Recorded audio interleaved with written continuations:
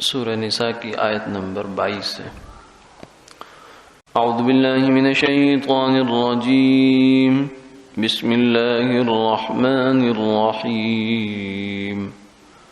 ولا تنكحوا ما نكح آباؤكم من النساء إلا ما قد سلف إنه كان فاحشة ومقتا وساء سبيلا۔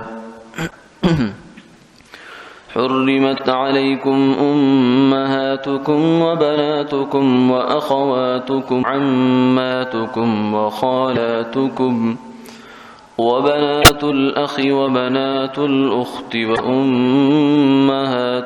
اللاتي أرضعنكم وأخواتكم من الرضاعة وأمهات نسائكم وربائبكم اللاتي في حجوركم من نسائكم اللاتي دخلتم بهن فإن لم تكونوا دخلتم بهن فلا جناح عليكم وحلائل أبنائكم الذين من أصلابكم وأن تجمعوا بين الأختين إلا ما قد سلف إن الله كان غفورا رحيما۔ صدق اللہ العظیم۔ اور نکاح میں نہ لاؤ ان عورتوں کو جن کو تمہارے باپ نکاح میں لائے مگر جو کچھ پہلے ہو چکا، یہ بے حیائی ہے اور غصے کا کام ہے اور یہ برا طریقہ ہے۔ حرام کی گئی ہیں تم پر تمہاری مائیں، تمہاری بیٹیاں، تمہاری بہنیں، تمہاری پھوپھیاں اور تمہاری خالائیں اور بھائی کی بیٹیاں اور بہن کی بیٹیاں اور تمہاری وہ مائیں جنہوں نے تمہیں دودھ پلایا ہے اور تمہاری دودھ شریک بہنیں اور تمہاری عورتوں کی مائیں اور تمہاری وہ بیٹیاں جو تمہاری پرورش میں ہیں، ان عورتوں سے جن سے تم نکاح کر کے صحبت کر چکے ہو۔ اگر تم نے ان سے صحبت نہیں کی تو تم پر کچھ گناہ نہیں ہے۔ اور تمہارے بیٹوں کی بیویاں بھی تم پر حرام ہیں جو بیٹے تمہارے صلبی بیٹے ہیں، پشت سے ہیں۔ اور یہ بات بھی حرام ہے کہ تم دو بہنوں کے درمیان جمع کرو نکاح میں سوائے اس کے جو اس سے پہلے ہو چکا، بے شک اللہ بخشنے والے ہیں، بہت مہربان ہیں۔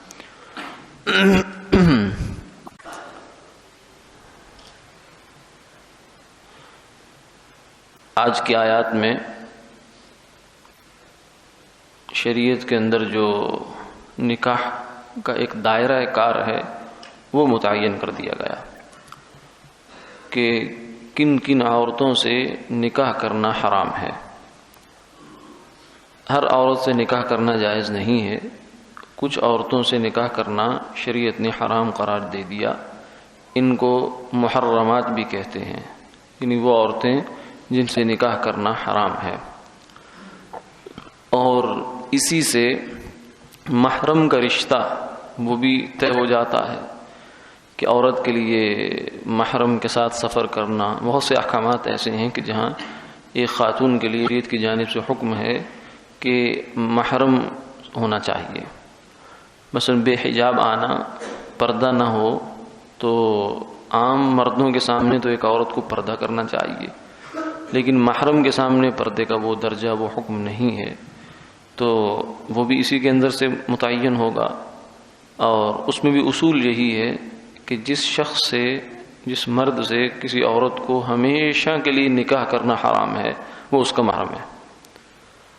خامد محرم نہیں ہے، لیکن خامد محرم کے قائم مقام ہو جاتا ہے بہت سارے احکامات میں، تو وہ بھی اسی سے متعین ہوتا ہے۔ اور اسی طریقے سے سفر عورت کے لیے بغیر محرم کے کرنا جائز نہیں ہے۔ جب مدت سفر پر مشتمل ہو، جو پرانے زمانے میں 3 منزلیں ہوا کرتی تھی، تو یہ تقریباً 48 میل بنتا ہے، اور اسے اگر کلومیٹرز میں کنورٹ کیا جائے تو 77 کلومیٹر تقریباً۔ اتنا سفر اگر کسی خاتون نے کرنا ہے تو وہ بغیر محرم کے نہیں کرے گی، چاہے وہ حج کا سفر ہو، عمرے کا ہو، یا ویسے اپنی دنیا کی کسی امر کا ہو، جب تک اس کے ساتھ محرم یا خامد نہیں ہوگا۔ تو وہ محرم بھی یہیں سے پتہ چلتا ہے۔ تو جن جن رشتوں سے نکاح کر حرام ہے وہ محرم ہیں، جن سے نکاح کرنا جائز ہے کبھی بھی وہ محرم نہیں ہیں۔ پہلی آیت میں یہ فرمایا کہ جن عورتوں سے تمہارے ماں باپ نے نکاح کیا ہے اس سے تم نکاح نہیں کرو گے۔ زمانہ جاہلیت میں یہ رسم تھی، جیسے پیچھے بیان ہوا کہ بعض دفعہ والد نے ایک خاتون سے نکاح کیا، دوسری بیوی جو ہوتی تھی اس کی فوت ہو گیا، تو بیٹا اپنی سوتیلی ماں سے نکاح کر لیا کرتا تھا۔ اس بات کو عرب میں بھی برا سمجھا جاتا تھا بالعموم، لیکن اتنی سختی نہیں تھی، پھر بھی کچھ لوگ یہ حرکت کر لیتے تھے۔ براء ابن عازب رضی اللہ تعالیٰ عنہ فرماتے ہیں کہ میں نے ابو بردہ کو دیکھا کہ وہ بہت تیزی میں جا رہے ہیں، کہیں جیسے کسی اہم کام پہ جا رہے ہیں۔ میں نے پوچھا کہاں جا رہے ہیں؟ فرمانے لگے کہ مجھے حضور صلی اللہ علیہ وسلم نے ذمہ داری سونپی کہ فلاں شخص نے اطلاع ملی ہے کہ اس نے اپنی ماں یعنی سوتیلی ماں سے نکاح کیا ہے باپ کے مرنے کے بعد، تو مجھے آپ نے حکم فرمایا ہے کہ اس کا سر کاٹ کر لے آؤں۔ یعنی اس حد تک اس کو سختی سے منع فرما دیا، کیونکہ یہ ایک بے حیائی کا کام تھا۔ اس کے بعد آگے کی آیات میں محرمات کا بیان ہوا۔ حرمت، حرام کی گئی، یہ لفظ قرآن پاک کا اس جانب ہمیں توجہ دلاتا ہے کہ حرام اور حلال یہ بذات خود کچھ نہیں ہے جب تک اللہ کسی چیز کو حرام نہ کر دے، اور جس چیز کو اللہ حرام کر دے وہ حرام ہے، ہمیں وہ سمجھ میں آئے یا نہ آئے لیکن وہ حرام ہے، اور جس کو وہ حلال کر دے وہ حلال ہے۔ انسان کی اپنی عقل اس میں نہیں چلتی، اس میں اللہ کا حکم چلتا ہے۔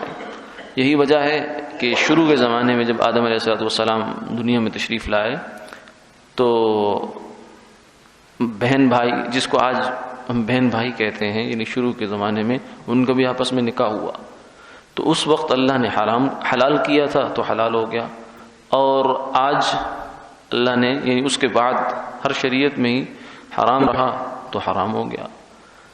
تو حرمت کا مطلب یہ ہے کہ حرام کی گئی، یعنی اللہ کی جانب سے حرام کی گئی۔ تو کسی بھی چیز کے حلال اور حرام ہونے کا جو اختیار ہے حرام کرنے کا وہ صرف اللہ کے پاس ہے، کسی اور کے پاس نہیں ہے۔ تو اب آگے تفصیل فہرست بیان کرتے ہیں۔ حرمت علیکم امہاتکم، امہات مائیں، ماں میں جو ہے سگی ماں بھی شامل ہے، اور جو ستیلی ماں ہے اس کو اوپر بھی تذکرہ آ چکا ہے، یہاں بھی وہ شامل ہو سکتی ہے، اور اس کے علاوہ نانی بھی شامل ہے، نانی کی ماں بھی شامل ہے، اوپر تک جہاں تک جا سکتے ہیں وہ سب رشتے اس میں داخل ہیں، ماں کی ماں، اور وبناتکم اس میں بیٹیاں شامل ہیں، بیٹی کے ساتھ نواسی بھی داخل ہو جاتی ہے، نواسی کی بیٹی، پھر آگے یہ سب بنت میں داخل ہیں، یہ بھی بنات ہیں، بیٹیاں ہیں انسان کی۔ واخواتکم، بہنیں، یہ پھر پہلے اصول فروع ہوئے، اوپر کے رشتے، نیچے کے، پھر اب دائیں بائیں کے۔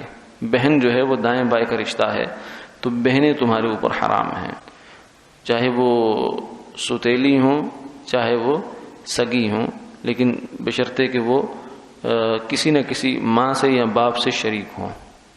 اگر ایسی صورت ہے کہ بظاہر تو بہنیں ہیں لیکن حقیقت میں بہن نہیں ہے تو اس سے رشتہ ہو سکتا ہے۔ مثلا ایک مرد ہے ایک عورت ہے، ان کی پہلے شادی ایک کی اس طرف ایک اس طرف تھی، وہاں سے دونوں کی اولادیں ہوئی ہیں، بعد میں اس کا خامند فوت ہو گیا، اس کی بیوی فوت ہو گئی، پھر دونوں کا رشتہ ہو گیا آپس میں، یہاں سے بھی اولاد ہو گئی۔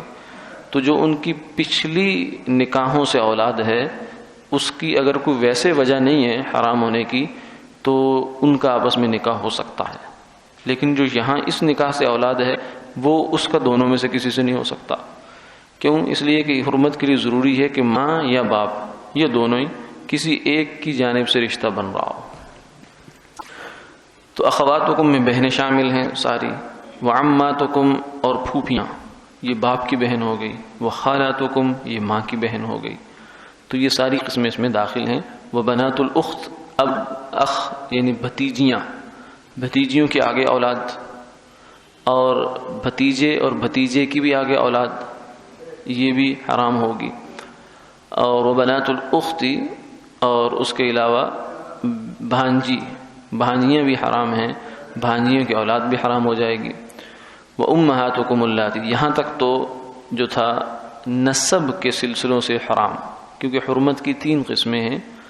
ایک وہ حرام ہیں جنہیں نسب کی وجہ سے حرام کہتے ہیں، یعنی خون کی وجہ سے حرام ہے، رشتہ داری کی وجہ سے، اور دوسری قسم حرام کی وہ ہے کہ جو دودھ کے رشتے کی وجہ سے حرام ہوتی ہے کوئی عورت مرد، اور تیسری جو ہے وہ حرمت مصاہرت ہے، جو نکاح کی وجہ سے کچھ رشتے انسان پر حرام ہو جاتے ہیں، اس خاندان کے جس میں نکاح کیا ہوتا ہے اس نے۔ تو یہاں سے دوسری قسم کا بیان ہے کہ جن ماؤں نے، یعنی جن عورتوں نے تمہیں دودھ پلایا ہے وہ تمہاری ماں ہے، اسے رضاعت کہتے ہیں شریعت میں، یعنی دودھ کا رشتہ۔ ویسے کوئی رشتہ نہیں ہے خاتون کے ساتھ، لیکن 2 سال کی عمر جو رضاعت کی ہے اس کے اندر کسی بچے نے کسی عورت کا دودھ پی لیا، وہ اس کی ماں نہیں ہے، لیکن اب وہ اس کی رضاعی ماں بن گئی۔ اب اس کے ساتھ بھی ایک حرام رشتوں کا سلسلہ شروع ہو جائے گا۔ ما يحرم من الرضاع يحرم من ما يحرم من النسب يحرم من الرضاع، فرمایا کہ نسب سے جو رشتے حرام ہوتے ہیں وہ رضاعت سے بھی حرام ہو جاتے ہیں۔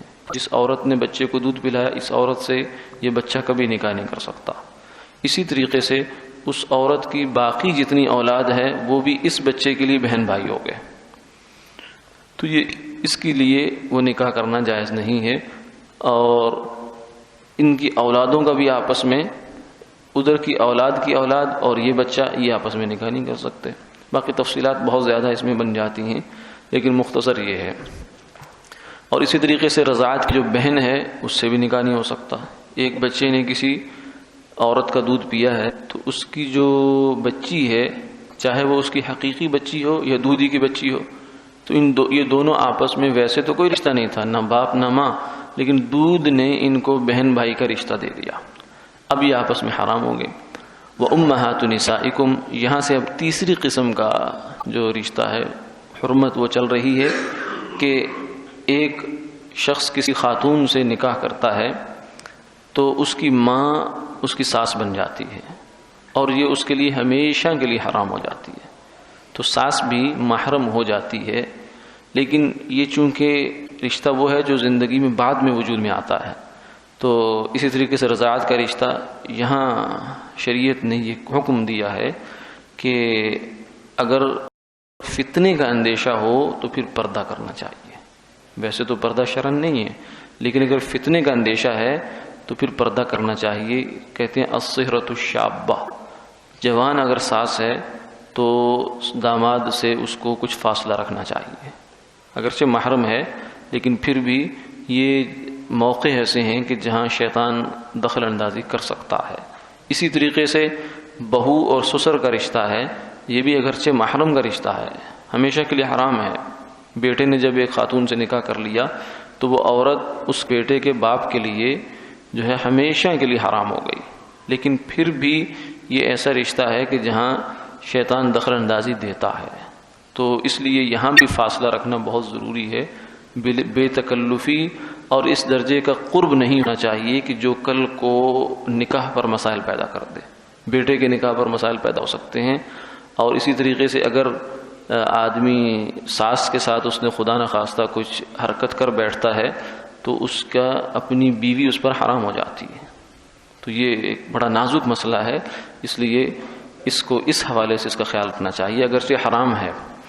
اور اسی طریقے سے جو خاتون، جو عورت، جو بچی اور میں تمہاری گود میں ہے اور اس کی ماں سے تمہارا نکاح ہے، یعنی ایک خاتون کہیں اور شادی تھی اس کی، وہاں سے ایک بچی پیدا ہوئی، پھر وہاں سے طلاق ہو گئی یا خاوند فوت ہو گیا، تو پھر اب اس بندے سے اس کا نکاح ہو گیا، تو یہاں یہ بچی اس کی ربیبہ بن جائے گی، یعنی اس کی ماں سے جب اس کا نکاح ہوا تو اب بچی سے اس کا کبھی نکاح نہیں ہو سکتا، کیونکہ ماں سے جب نکاح ہوا تو بچی اس کی بیٹی بن گئی، اور اگر بچی سے نکاح ہوا تو ماں سے نہیں ہو سکتا، ماں اس کی ساس بن گئی۔